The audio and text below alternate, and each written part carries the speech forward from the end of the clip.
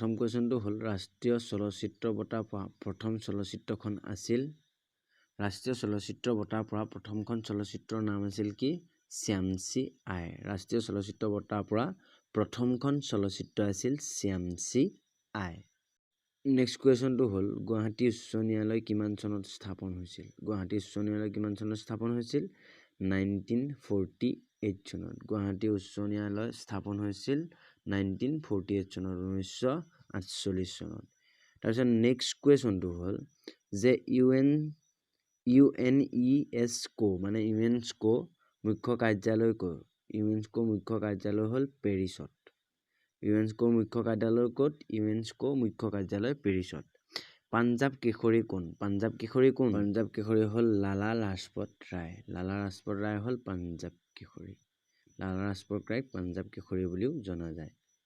next কুৱেশ্যনটো হ'ল United nation day কেতিয়া পালন কৰা হয় ইউনাইটেড নেশ্যন ডে পালন কৰা হয় 24 অক্টোবৰ তাৰিখে ইউনাইটেড নেশ্যন ডে পালন কৰা হয় নেক্সটটো হ'ল যে ভাৰতীয় মহাকাশ গৱেষণা প্ৰতিষ্ঠানৰ মুখ্য কাৰ্যালয় ক'ত অৱস্থিত ভাৰতীয় মহাকাশ গৱেষণাৰ মুখ্য কাৰ্যালয় অৱস্থিত বাংগালোৰত কি অৱস্থিত ভাৰতীয় মহাকাশ গৱেষণা অৱস্থিত নেক্সটটো হ'ল ভাৰত ৰত্ন লাভ কৰা প্ৰথম গৰাকী ব্যক্তি কোন আছিল কোনে ভাৰত ৰত্ন প্ৰথম লাভ কৰিছিল চি ৰাজগোপালচাৰীয়ে ভাৰত ৰত্ন লাভ কৰিছিল প্ৰথম ভাৰত ৰত্ন লাভ কৰিছিল নেক্সটটো হ'ল ভাৰতৰ কোনখন ৰাজ্যৰ ৰাজধানী দেৰাদুন ভাৰতৰ কোনখন ৰাজধানীৰ নাম দেৰাদুন উত্তৰাখণ্ডৰ ৰাজধানীখনৰ নাম দেৰাদুন তাৰপিছত নেক্সট কুৱেশ্যনটো হ'ল ভাৰতৰ কোনখন নদী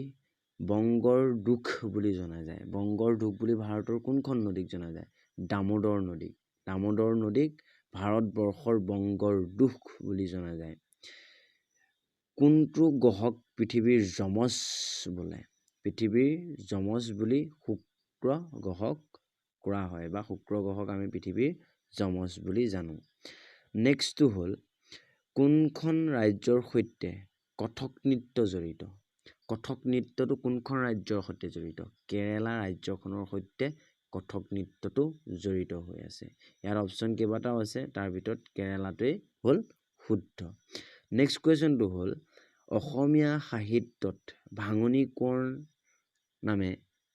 কোন জনাজাত বা আমি ভাঙনি কোঁৱৰ বুলিলে অসমৰ কাক জানো আনন্দ চন্দ্ৰ আগৰৱালা নেক্সটটো হ'ল প্ৰথম অসমীয়া গদ্য লেখক কোন ভট্টদেৱে আছিল প্ৰথম অসমীয়া গদ্য লেখক তাৰপিছত নেক্সটটো হ'ল জালিয়ানাবাগৰ হত্যাকাণ্ড ক'ত হৈছিল যে জালিয়ানাবাগৰ হত্যাকাণ্ড হৈছিল অমৃতসৰত হয় নহয় জালিয়ানাবাগৰ হত্যাকাণ্ড ক'ত হৈছিল অমৃতসৰত হৈছিল তাৰপিছত নেক্সট কুৱেশ্যনটো হ'ল তোমাৰ প্ৰথম অসমীয়া সম্পূৰ্ণ ৰঙীন চিনেমাখনৰ নাম কি